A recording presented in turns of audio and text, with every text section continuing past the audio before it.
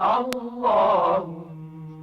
صل على محمد اللهم صل على محمد وعلى آله وصحبه وسلم۔ یہ پوچھنا چاہ رہے ہیں کہ میں فجر، تہجد کے وقت اور عصر کے وقت اگر وضو کرتا ہوں تو مجھے نزلہ اور زکام ہو جاتا ہے، اور وہ نزلہ اور زکام باقی عبادات کی ادائیگی میں بھی مشکلات کا سبب بنتا ہے۔ کیا میرے لیے تیمم کی گنجائش ہے؟ اور ساتھ میں انہوں نے تیمم کی وضاحت بھی پوچھی کہ تیمم کا مکمل طریقہ، تو تیمم کس طرح کیا جائے۔ تو اس حوالے سے سب سے پہلے تو یہ کہ تیمم کی مشروعیت کب ہوئی؟ تو راجح قول کے مطابق سن 5 ہجری میں، جب جناب رسول اللہ صلی اللہ علیہ وسلم، صحابہ کرام اور امہات المومنین میں سے جناب سیدہ عائشہ صدیقہ رضی اللہ تعالی عنہ اس سفر میں تھے، غزوہ بنی مصطلق کے، تو وہاں پر سیدہ عائشہ صدیقہ رضی اللہ تعالی عنہ کا ہار گم ہو گیا تھا، جس کی وجہ سے جناب رسول اللہ صلی اللہ علیہ وسلم اور آپ کے ساتھ آپ کے صحابہ رضوان اللہ علیہم اجمعین اس ہار کی تلاش میں ٹھہرے رہے۔ جب صبح کا وقت قریب ہوا، لوگوں کے پاس پانی نہیں تھا، تو ادھر نماز کا وقت بھی قریب ہو رہا تھا،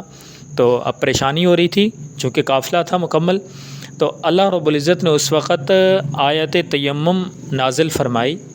سورۃ المائدہ ہے آیت نمبر 6، جس میں اللہ رب العزت فرماتے ہیں وَإِن كُنتُم مَرْضَىٰ أَوْ عَلَىٰ سَفَرٍ أَوْ جَاءَ أَحَدٌ مِّنكُم مِّنَ الْغَائِطِ أَوْ لَامَسْتُمُ النِّسَاءَ فَلَمْ تَجِدُوا مَاءً فَتَيَمَّمُوا صَعِيدًا طَيِّبًا، کہ جب تم کو پانی نہ ملے تو تم پاک زمین سے تیمم کر لیا کرو۔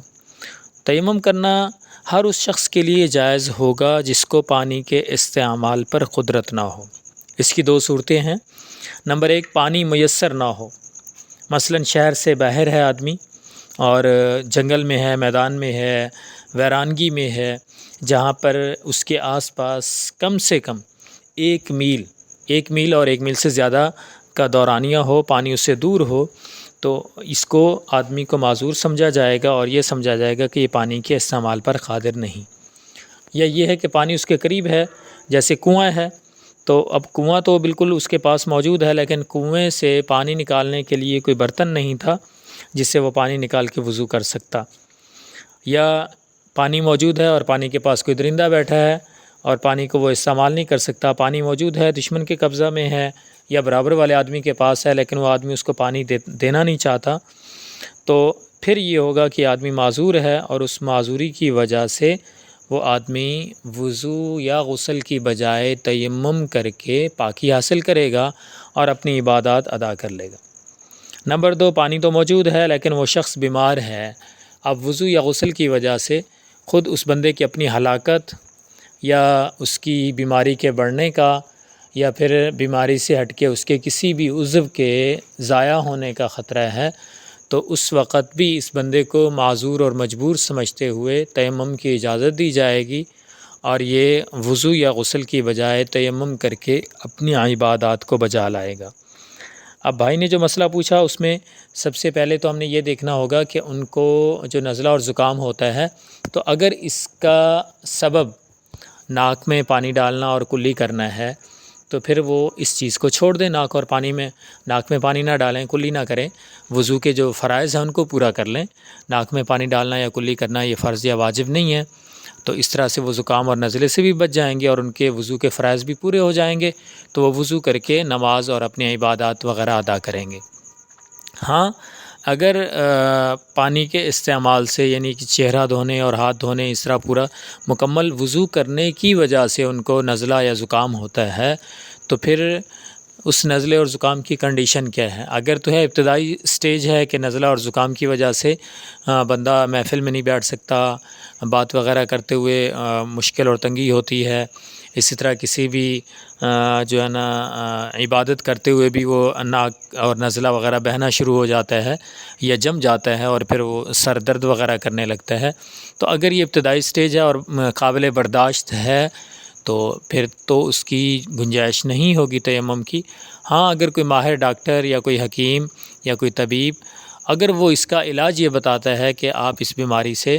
یہ چھٹکارا حاصل کریں گے اگر آپ پانی استعمال نہیں کرتے تب، یا یہ ہے کہ پانی کا آپ کو استعمال جو ہے آپ کی اس بیماری میں اضافے کا سبب بنے گا، اور یہ بیماری آگے جا کے بڑی مشکل قسم کی اور بڑی خطرناک شکل اختیار کر جائے گی، تو پھر ان کے لیے تیمم کی اجازت ہوگی، وہ بھی تب جب یہ پانی کے استعمال پر قادر نہ ہوں۔ مطلب اگر ٹھنڈا پانی نقصان دیتا ہے تو پانی کو گرم کر لیا جائے، اگر وسائل موجود ہیں پانی کو گرم کر کے استعمال کر لیا جائے تاکہ نقصان نہ ہو۔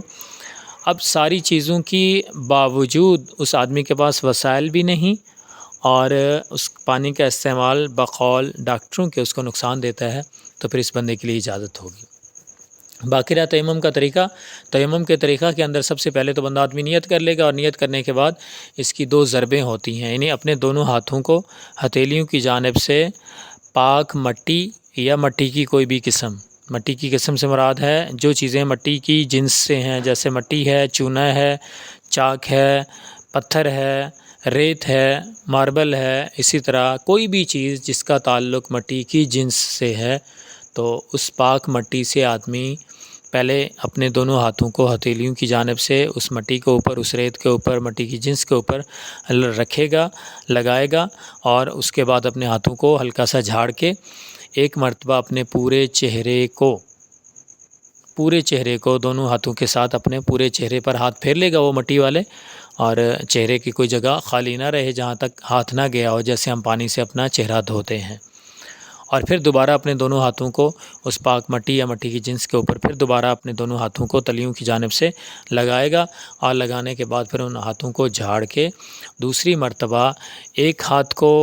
دوسرے ہاتھ، کلائی اور کوہنی سمیت آگے اور پیچھے مکمل، یعنی جیسے ہم وضو کے اندر دھوتے ہیں کوہنی سمیت پورا ہاتھ، اسی طرح وہ دونوں ہاتھوں کو جب اس نے مٹی سے اپنا مٹی لگا لی تو ایک ہاتھ سے ایک ہاتھ کوہنی سمیت مکمل کا مکمل، اور دوسرے ہاتھ سے دوسرا ہاتھ مکمل پورا کا پورا یہ دھو لے گا، اور ہاتھوں کی انگلیوں کا خلال وغیرہ بھی کر لے گا تاکہ کوئی جگہ خالی نہ رہے جہاں پر وہ مٹی والا ہاتھ نہ پھرے۔ تو اس طرح سے اس کا تیمم ہو جائے گا، اس میں مسح یا پاؤں کا دھونا وغیرہ نہیں ہوتا، اور یہ تیمم کر کے اپنی عبادت پوری کر لے گا۔ باقی اس میں ایک چیز کا خیال رکھا جائے کہ وہ مٹی پاک ہو، ناپاک نہ ہو، اور اس کے ٹوٹنے کے جو وجوہات ہیں یا جو ٹوٹنے کے طریقے ہیں وہ یہی ہیں کہ جن چیزوں سے وضو ٹوٹ جاتا ہے ان سے تیمم بھی ٹوٹ جائے گا۔ مثلا وضو ٹوٹتا ہے، آدمی سو گیا، نیند کی وجہ سے ٹوٹ جاتا ہے، اسی طرح آدمی کا جو ہے نا ہوا وغیرہ خارج ہو گئی، یا اس نے پیشاب وغیرہ کیا تو ان چیزوں سے، یا خون نکل آیا تو ان چیزوں سے جیسے وضو ٹوٹ جاتا ہے ویسے ہی تیمم ٹوٹ جائے گا۔ ایک اضافی چیز ہوگی کہ جب وہ پانی کے استعمال پر قادر ہو جائے یا پانی اس کے قریب اس کی رینج میں آ گیا تو پھر بھی اس کا تیمم ٹوٹ جائے گا۔ مثلا جب وہ جنگل میں تھا اور پانی کم سے کم 1 میل سے زیادہ فاصلے پر پانی موجود ہو نہ ہو، 1 میل تک پانی نہیں تھا، تو اس آدمی کو تیمم کی اجازت تھی۔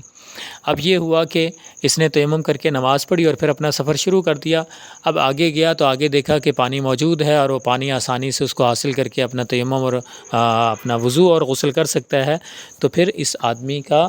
جو تیمم تھا